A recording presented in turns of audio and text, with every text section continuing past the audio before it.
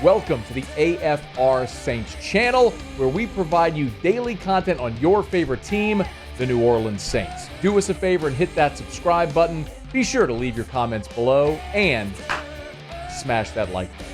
Who dat? I don't really like doing mock drafts. I don't really care, especially way too early mock drafts.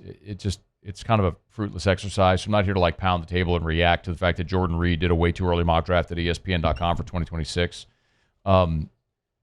What's interesting about it, though, is less where they have teams projected to go. They had the draft order based on the Vegas win totals, right? How they're projected to finish. So the Saints picked 8th, one spot behind the Rams. And I won't bury the lead. They have the Saints taking Drew Aller, the quarterback from Penn State, at number 8. Now, I don't love that because I watched Drew Aller against elite teams, and he stinks. Good size, but that's not a guy that I think is going to transition to be a good NFL quarterback. He's just not – you saw him in the playoff game. He's not very good against elite teams.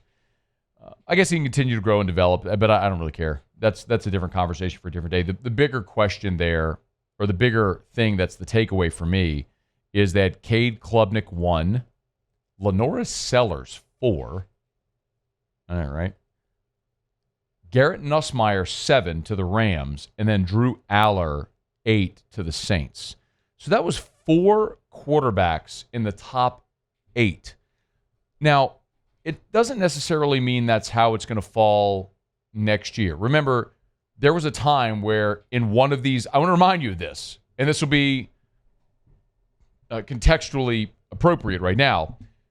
There was a time at one of the way too early mock drafts that had Spencer Rattler as the number 1 pick in the draft.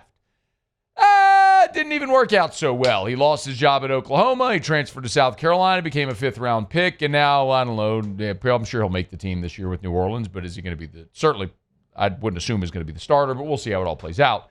So take a mock draft for what it's worth.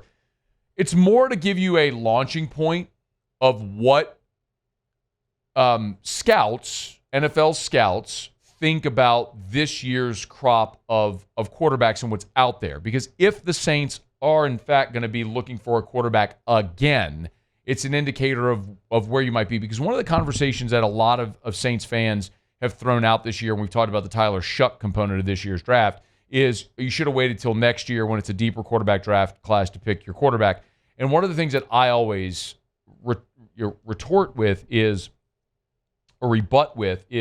yeah, but you don't control that. Notice there was no Arch Manning there either. And there's sort of an assumption by many that Arch is going to stay at Texas as the starter for 2 years. So keep in mind, I just rattled off 4 names for you in the top 8. One of them was not Arch Manning. So that could be 5 if he does come out, potentially. We'll see how it all goes. But it is a deep class. But what if you are picking 8th and there isn't a quarterback you like at 8? Then what do you do? I guess it's just sort of to reinforce the idea that if they like Tyler Shough and he was on the board at 40, I'm okay taking him there if that fell in line with their board. Because it's easy to say, oh, well, then you trade up for a quarterback. Okay, what if no team ahead of you is willing to trade their pick? It's just that there's variables you don't control. If you controlled the variables, then we have a different conversation. But you don't. Like the conversation we had this year, where Mickey Loomis said, and there was reports, they tried to move. They tried to move up from 40 and back from 9. But you can't just snap your fingers and do it. You have to have a willing trade partner. If you don't have a partner, then you make a pick right there.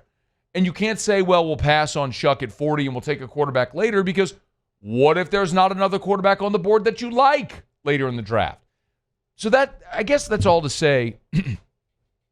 Even with this, Shough may bust. It may go belly up this year. He may stink, and you may know within preseason that Tyler Shough is more Deshaun Kaiser than he is Jalen Hurts, right? He's going to be more Christian Hackenberg than Derek Carr. And I mentioned that because we ran through the list earlier this week of every second-round draft pick at quarterback dating back to 2013.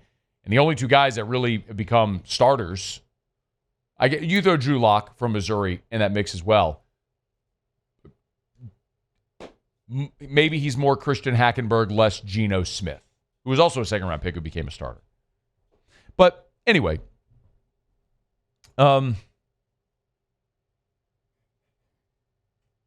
just found that really interesting, that there were that many quarterbacks there in the top 8, 4 of the top 8 picks, quarterbacks.